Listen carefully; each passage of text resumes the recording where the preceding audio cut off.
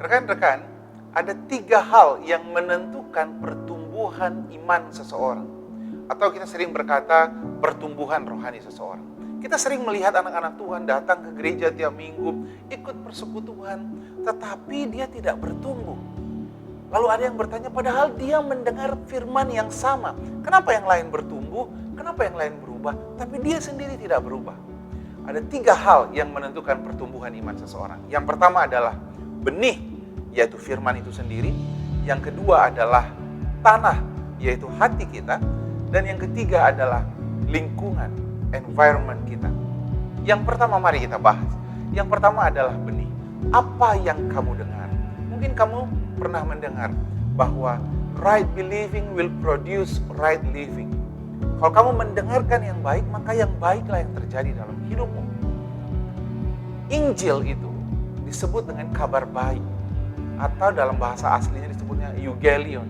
Kenapa disebut kabar baik? Karena kabar baik bagi orang berdosa.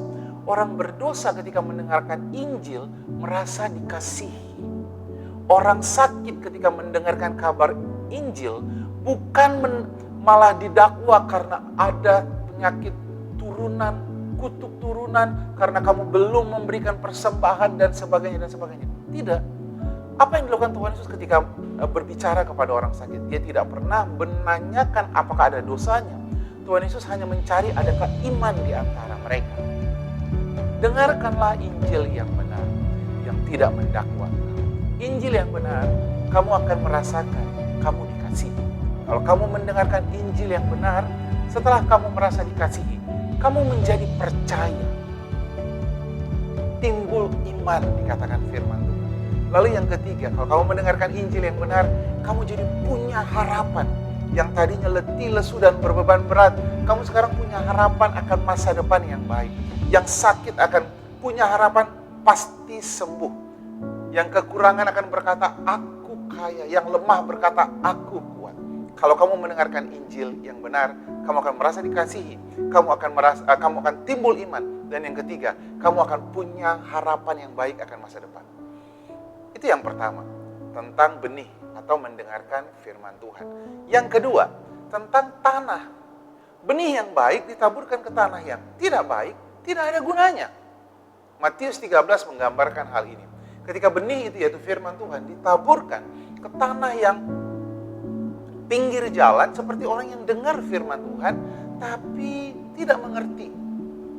Tidak ada gunanya firman Tuhan yang kita dengar, tapi kita tidak mengerti. Itu sebabnya setiap benih firman Tuhan yang kita dengar, berusaha untuk mengerti. Bagaimana caranya? Dengan merenungkan firman Tuhan itu. Siang dan malam. Benih yang jatuh di tanah yang kedua adalah benih yang jatuh di tanah yang berbatu-batu. Apa artinya? Benih ini, orang ini mendengar firman Tuhan, mengerti, tapi tidak berakar kuat. Dia tidak melakukannya terus-menerus. Dia cukup datang ke gereja saja. Dia saat teduh saja. Tapi dia tidak mau semakin lama semakin dalam. Dia tidak mau terus semakin lama semakin dalam. Dia membatasi dirinya. Ya sudah cukuplah ke gereja. Ya sudah cukuplah saat teduh. No. Makin dalam bersama dengan Tuhan. Mulai terlibat dalam persekutuan. Mulai melayani. Firman Tuhan yang kamu dengar akan kamu implementasikan. Benar?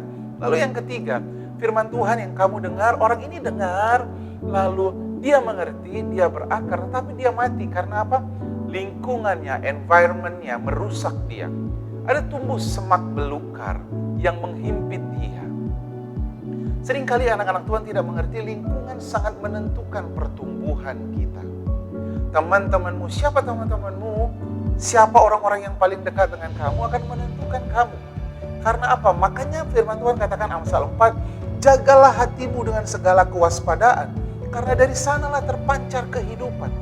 Kalau mau melihat kehidupan di dalam kita, melihat kesehatan, melihat berkat, yang harus kita jaga hati kita. Bagaimana menjaga hati kita? Jaga apa yang kita dengar.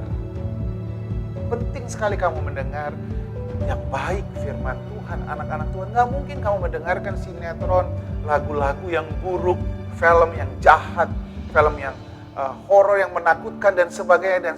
Lalu imanmu tumbuh. Nggak ada. Kalau nggak membuat imanmu bertumbuh, pasti mematikan. Nggak ada yang di tengah-tengah. Jadi sesuatu yang tidak berguna pasti menghancurkan imanmu. Atau dikatakan firman Tuhan Amsal 13 ayat 20. Siapa bergaul dengan orang bijak menjadi bijak. Siapa yang berteman dengan orang bebal menjadi malang. Hei, siapa temanmu? Kepada siapa kau bergaul? Nggak bisa anak-anak Tuhan bersahabat dengan dunia ini. Kamu bisa berteman dengan dunia, tapi kamu tidak bisa bersahabat. Artinya kamu bisa bertukar pikiran dengan anak-anak Tuhan, tapi tidak dengan dunia ini. Kamu bisa bertukar perasaan dengan anak-anak Tuhan, bukan dengan anak-anak dunia ini. Sangat menentukan dengan siapa kamu bergaul. Sangat menentukan pertumbuhan rohanimu.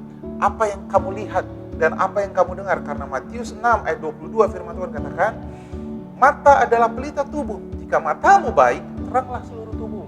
Apa yang kamu lihat? Apa isi handphonemu? Apa yang kamu lihat di Instagram? Film apa yang kamu tonton?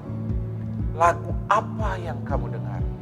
Lihat, lingkunganmu memastikan bagaimana kamu bertumbuh. Sangat menentukan bagaimana kita bertumbuh. So, kalau kamu mau bertumbuh di dalam Tuhan, perhatikan 3 hal. Perhatikan benihnya, perhatikan tanah, yaitu hatimu, perhatikan lingkungan. Tuhan memberkati.